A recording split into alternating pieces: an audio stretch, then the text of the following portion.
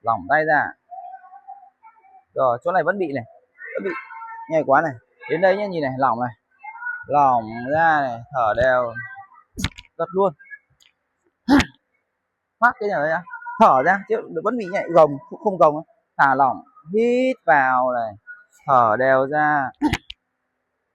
Cái lại nào,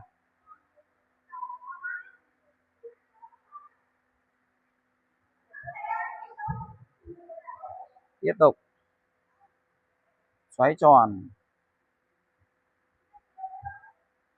lại nữa, phát lực mạnh ấy, mạnh, lại, mở bàn tay ra, tập trung vào, từ chỗ đấm, đánh lại từ chỗ đấm nào.